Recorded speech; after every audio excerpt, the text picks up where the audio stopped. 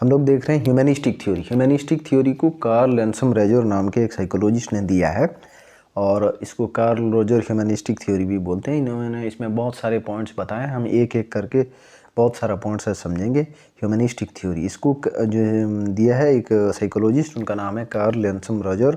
कभी कभी क्वेश्चन हम लोगों का कार्ल रोजर्स भी लिखा जाता है, तो ऑप्शन आपका कार्ल रोजर भी हो सकता है, तो कार्ल रोजर्स भी आप मार सकते हैं। जो ह्यूमनिस्टिक थ्योरी उन्होंने दिया है, ह्यूमनिस्टिक का मतलब होता है जो ह्यूमन बीइंग के साथ जो भी साइकोलॉजी का कंसेप्ट है उसको लेकर उन्होंने एक थ्योरी बनाया है। ह्यूमन कैसे सोचता है, उसका फीलिंग्स कैसा है, तो सारे ऊपर उसमें उन्होंने एक थ्योरी दिया है, तो उसे हम लोग ह्यूमनिस्टिक थ्योरी बोलते हैं। वो जो थ्योरी दिए हैं उनका साइकोलॉजिस्ट का नाम है कार्ल रैनसम रोजर्स। ठीक है, कार्ल रैनसम रोजर्स उनका पूरा नाम है। फिर आगे देखते हैं, ये एक साइकोलॉजिस्ट भी हैं, ह्यूमनिस्टिक साइकोलॉजिस्ट हैं और साइकोथेरापिस्ट भी हैं। साइकोथेरापिस्ट उन लोगों को बोलते हैं जो साइकोलॉजी के रिलेटेड जो पेशेंट होते हैं, साइको पेशेंट्स होते हैं, तो उनको ट्रीटमेंट जो देते हैं उनको साइकोथेरापिस्ट बोलते हैं। ठीक है, और ह्यूमनिस्टिक साइकोलॉजिस्ट भी हैं, वो कार्ल रोजर हैं।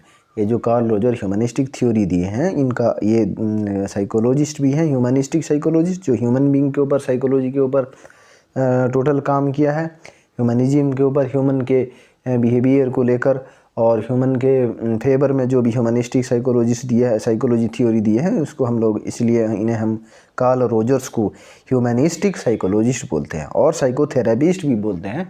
इसका मतलब ये है कि साइको पेशेंट जो होते हैं, जो साइकोलॉजी से उनका काम मतलब जो भी उनका डिस्टर्बेंस हो जाता है उनके अंदर, तो उन्हें साइकोथेरापिस्ट बोलते हैं, जो ट्रीटमेंट करते हैं इसी तरह के पेशेंट्स के, साइको पेशेंट्स को। ठीक है, फिर जैसे कोई डिप्रेशन का मरीज हो गया या स्ट्रेस का मरीज हो गया, इस तरह के पेशेंट को साइकोथेरापिस्ट भी ट्रीटमेंट करते हैं, या उनका स्ट्रेस और डिप्रेशन को दूर करने के लिए बहुत सारे उन्हें तरीके बताते हैं, जो जिन्हें साइकोथेरापिस्ट कहा जाता है। ठीक है, फिर हम लोग आगे देखते हैं इंपॉर्टेंट थ्योरीज उन्होंने क्या दिए हैं। कार्ल रैनसम रोजर्स या कार्ल रोजर्स ने जो दिए हैं, सबसे पहला टर्म उन्होंने दिया है सेल्फ एक्चुअलाइजेशन। इन्होंने बहुत इम्पोर्टेंट बात यहाँ पे बताया है। सेल्फ एक्चुअलाइजेशन में उन्होंने बताया है कि एक ह्यूमन बीइंग जो होता है उसके अंदर, according to Rogers, every person, हर आदमी, human being try to be creative, वो अपने आप को क्रिएटिव बनाना चाहता है। फुली फंक्शनिंग बीइंग मतलब पूरा अच्छे से काम करने वाला, कंप्लीट। जैसे कोई बच्चा है और वो पढ़ रहा है 12th में, तो उसको शौक़ होता है कि मैं भी IIT में जाऊँ। हो सकता है उसके अंदर कुछ कमी हो जिसकी वजह से वो नहीं जा पाता है, लेकिन उसका भी बहुत शौक़ है और नीट में जाऊँ मैं और अच्छा रैंक रखूँ, रैंक 1 रखूँ। ठीक है, जो भी बच्चा कोई से एग्ज़ाम के लिए प्रिपेयर करता है, उसका शौक़ हमेशा बहुत अच्छे से होता है, बहुत अच्छे को होता है। फुली फंक्शनिंग बीइंग से इसीलिए बोला उन्होंने। Who desire to reach their potential मतलब उनका जो हाईएस्ट पोटेंशियल होता है, सोच, वहाँ तक पहुँचने का कोशिश करता है। ये रोजर बताते हैं अपने सेल्फ एक्चुअलाइजेशन में। सेल्फ एक्चुअलाइजेशन में मतलब कोई भी आदमी अपने पूरे पोटेंशियल को पहुँचने के लिए जितना कोशिश करेगा या चाहेगा, उसे हम लोग सेल्फ एक्चुअलाइजेशन बोल सकते हैं। सेल्फ एक्चुअलाइजेशन में जैसे एक फ्लावर है, अभी थोड़ा थोड़ा खिल रहा है, तो पूरा बिल्कुल जब कम्प्लीटली खिल जाएगा तो हम उसे बोलेंगे उसका सेल्फ एक्चुअलाइजेशन मतलब फुल पोटेंशियल तक फिर खिल जाएगा, फिर उसके बाद वो ख़राब होना शुरू होगा, फिर झड़ जाएगा, जो हम लोग बोलते हैं गिर जाएगा, प्लांट से गिर जाएगा, तो हम लोग इसे बोलते हैं सेल्फ एक्चुअलाइजेशन। जो पूरा प्रोसेस तक बढ़ा, मतलब जितना तक बढ़ सकता था उसने कम्प्लीटली फुल पोटेंशियल तक बढ़ा, फिर उसके बाद उसने फिर उसका क्वालिटी धीरे धीरे ख़राब होकर वो गिर गया, इसे हम लोग सेल्फ एक्चुअली। ह्यूमन बीइंग में भी ऐसे होता है, हर ह्यूमन बीइंग चाहता है वो अपने हाईएस्ट पोटेंशियल तक पहुँचे और अपना जो भी शौक़ है, क्रिएटिविटी उसके अंदर है, वो करना चाहता है। इसे सेल्फ एक्चुअलाइजेशन के अंदर कार्ल रोजर ने रखा है। ठीक है, फिर देखते हैं process of pursuing our full potential, it call actualizing tendency. हम लोग process of pursuing our full potential का मतलब होता है हम अगर कोई काम करते हैं बिल्कुल फुल पोटेंशियल देना चाहते हैं, कॉल्ड एक्चुअलाइजिंग टेंडेंसी, इसे हम लोग एक्चुअलाइजिंग टेंडेंसी बोलते हैं। जैसे कोई बच्चे के लिए एग्ज़ाम देना चाहता है या कोई से भी एग्ज़ाम क्लियर करना चाहता है, उसका फुल पोटेंशियल वो देना चाहता है। Process of pursuing our full potential is called actualizing tendency. Self actualizing tendency मतलब पूरा ही जो देता है उसे सेल्फ एक्चुअलाइजिंग टेंडेंसी बोलते हैं, जो खुद के ऊपर अपना काम के लिए या अपने शौक़ के लिए, अपना सारा प्रोसेस करने के लिए तैयार होता है और मतलब मेहनत करता है, तो वो बोलते हैं अकॉर्डिंग टू रॉजर ये सेल्फ एक्चुअलाइजिंग पोटेंशियल, सेल्फ एक्चुअलाइजेशन है, जो फुल पोटेंशियल अपना एक ह्यूमन बीइंग अपने ऊपर लगाता है अपने लिए, तो इसे सेल्फ एक्चुअलाइजेशन उन्होंने बताया। फिर एक दूसरा पॉइंट उन्होंने बताया ऑन कंडीशनल पॉजिटिव रिगार्ड। ये कोई से ह्यूमन बीइंग के लिए नहीं, ये साइकोथेरापिस्ट लोगों के लिए बताया। जो लोग इस तरह के पेशेंट को ट्रीटमेंट देते हैं उन्हें साइकोथेरापिस्ट बोलते हैं।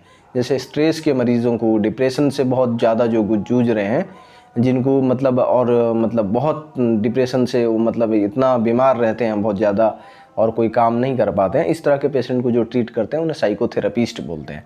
ठीक है, अनकंडीशनल पॉजिटिव रिगार्ड में उन्होंने बताया कि जो साइकोथेरापिस्ट लोग हैं अलाउज क्लाइंट्स का मतलब यहाँ पर पेशेंट हैं। पेशेंट मतलब जो स्ट्रेस या डिप्रेशन के मरीज़ होते हैं या साइको पेशेंट जो भी होते हैं उनको क्लाइंट्स बोलते हैं। रॉजर सजेस्ट किसको कर रहे हैं ना, साइकोथेरापिस्ट लोगों को कर रहे हैं। Allows client to express both positive and negative feelings without judgement. उन्होंने कहा कि जो भी पेशेंट है उनको पॉजिटिव और नेगेटिव फीलिंग को एक्सप्रेस करने का मौका दो तुम लोग, और विदाउट जजमेंट, उनको कोई सा जज करने के बिना ट्रीटमेंट करने से पहले सारा पॉजिटिव नेगेटिव फीलिंग उनके अंदर जितना भी डेवलप हुआ है या हो रहा है उनको एक्सप्रेस करने का मौका दें जितने भी साइकोथेरापिस्ट हैं। ये अनकंडीशनल पॉजिटिव रिगार्ड उन्होंने एक साइकोथेरापिस्ट को बताया, जितने भी साइकोथेरापिस्ट हैं सबको बताया कि जो भी एक आदमी इस तरह का पेशेंट हो गया है, किसी भी साइको के रिलेटेड पेशेंट हो गया है या क्लाइंट उन्होंने बोला है, तो उन्होंने बताया कि उसको पॉजिटिव और नेगेटिव फीलिंग दोनों का जजमेंट करने के लिए एक्सप्रेस करो। फिर उसके बाद उन्होंने ट्रीटमेंट का तो अलग है, ट्रीटमेंट आगे करेगा जो साइकोथेरापिस्ट है, लेकिन उनका कहने का पहले सुन ले जितना भी होता है। रिगार्ड्स का मतलब है अटेंशन देना, कोई से भी आदमी को कंप्लीट अटेंशन देने को पॉजिटिव रिगार्ड बोलेंगे, और पॉजिटिव रिगार्ड होना चाहिए। मतलब वो कोई सा भी बात बोले, पॉजिटिव बोले नेगेटिव बोले, फीलिंग बताए, अपना सारा चीज़ जो साइकोथेरापिस्ट है उसे सुनना पड़ेगा और उसको सुन के फिर आगे उसके ऊपर काम करना है। ये कार्ल रोजर ने बताया अपने अनकंडीशनल पॉजिटिव रिगार्ड्स में। रिगार्ड मतलब फुली अटेंशन देना कोई आदमी को, तो उसको रिगार्ड्स बोलते हैं। ठीक है, फिर आगे देखते हैं हम लोग। फिर आगे इसको इन्होंने बताया Rogers suggested allows clients to express both positive and negative feeling without judgement. उनको जजमेंट किए बिना कोई सा भी पॉजिटिव फीलिंग है या नेगेटिव फीलिंग है, साइकोथेरेपिस्ट को अच्छा लगे या ना लगे, लेकिन फिर भी हम लोग उसको अलाउ करेंगे कि वो अपना बात बताए। फिर आगे जो साइकोथेरेपिस्ट है वो अपना ट्रीटमेंट कर सकता है उस पेशेंट के ऊपर या उस क्लाइंट के ऊपर। ये जो बताया है कार्ल रोजर ने बताया अनकंडीशनल पॉजिटिव रिगार्ड एक बात, और दूसरा उन्होंने सेल्फ एक्चुअलाइजेशन बताया। सेल्फ एक्चुअलाइजेशन का मतलब होता है every person try to creative.